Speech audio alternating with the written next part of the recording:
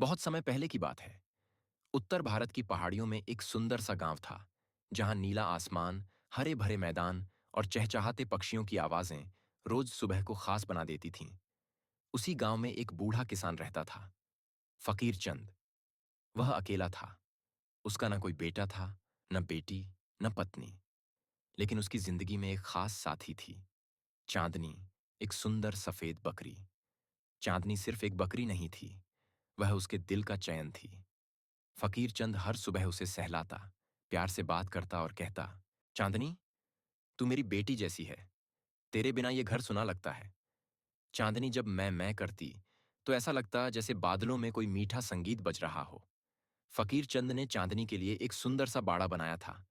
लकड़ी की मजबूत दीवारें, हरी घास और साफ पानी, सब कुछ था। बस एक चीज नहीं थी, आजादी। चांदनी हर दोपहर पहाड़ियों को देखती, दूर दूर तक फैले आसमान को निहारती और सोचती। उसके मन में एक अधूरा सपना पल रहा था, खुले आसमान के नीचे दौड़ने का, अपनी मर्जी से जीने का। लेकिन फकीर चंद उसे जाने नहीं देता था। वह कहता, बाहर मत जाना, जंगल में भेड़ियां हैं, खा जाएगा तुझे। चांदनी चुप रहती, लेकिन उसका मन रोता। एक दिन चांदनी उदास बैठी थी। तभी एक नीलापन लिए चिड़िया आकर पास के पेड़ पर बैठ गई। उसका नाम था मीठी। मीठी ने कहा, मैं आसमान से आई हूं। मैंने पहाड़ों की ऊंचाइयां देखी हैं। वहां की हवा अलग है, वहां दौड़ने का मजा ही कुछ और है। चांदनी बोली, मुझे भी जाना है, लेकिन फकीर चंद मुझे नहीं जाने देगा। मीठी मुस्कुराई और बोली, अगर सपने सच करने हैं तो डर को हराना होगा, पिंजरे से बाहर निकलना ही पड़ेगा। उस दिन चांदनी ने अपने दिल में ठान लिया, अब बस। उसी रात, जब चांद पूरा चमक रहा था, चांदनी ने बाड़े के एक कोने को देखा जो थोड़ा डीला था। उसने अपनी पूरी ताकत से धक्का मारा। धड़ाक! लकड़ी टूटी और चांदनी बाहर आ गई, आजाद। वह पहाड़ी रास्तों पर दौड़ने लगी। हवा उसके साथ खेलने लगी, घास उसके पैरों को चूमने लगी। मैं आजाद हूं, मैं सच में आजाद हूं।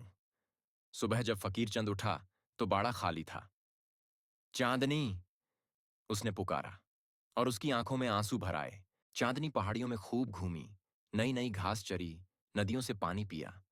लेकिन जैसे जैसे रात गहराई, डर भी बढ़ा। एक अंधेरी रात, वह एक पेड़ के नीचे सो रही थी। तभी उसे किसी के चलने की आवाज आई। उसने आंखें खोलीं, सामने था एक बड़ा काला भेड़िया। तो तू है वो बकरी जो खुद को आजाद समझती है? भेड़िए ने गुर्राकर कहा। चांदनी की सांसें तेज हो गईं, लेकिन वह डरी नहीं। मैंने आजादी के लिए लड़ाई लड़ी है, मैं पीछे नहीं हटूंगी, उसने कहा। भेड़िया उस पर झपटा। चांदनी भागी। झाड़ियां, पत्थर, कांटे, कुछ नहीं देखा। फिर अचानक वह मुड़ी और अपने तेज सींगों से भेड़िए को जोरदार टक्कर मारी। धड़ाम! भेड़िया घायल हुआ और भाग गया। चांदनी ने डर को हरा दिया था। वह जीत गई थी। सुबह हुई। सूरज की किरणें पहाड़ों को छूने लगीं। चांदनी ने ऊपर आकाश की ओर देखा और नीचे गांव की ओर भी। उसी समय फकीर चंद भी उसे ढूंढते हुए वहां पहुंच गया। चांदनी को देखकर उसकी आंखों से आंसू बह निकले। चांदनी, मेरी बच्ची, तू ठीक है? चांदनी धीरे धीरे उसके पास आई और उसका सिर उसके हाथ में रख दिया। फकीर चंद ने कहा, अब तू जहां चाहे जा सकती है। अब मैं तुझे कभी नहीं रोकूंगा। उसने बाड़ा खोल दिया। चांदनी अब दिन में पहाड़ों पर जाती और शाम को गांव लौटती। बच्चे दौड़कर कहते, देखो, चांदनी रानी आ गई। अंत। चांदनी का संदेश, सपने हर किसी को देखने का हक है, चाहे वह इंसान हो या बकरी। और जो अपने सपनों के लिए डर से लड़ता है, वही सच्चा बहादुर होता है। पूरा वीडियो देखने के लिए धन्यवाद। अगर आप हमारे सभी वीडियो देखना चाहते हैं, तो कृपया हमारे चैनल ब्जारी एंटरटेनमेंट टीवी को सब्सक्राइब करें। धन्यवाद।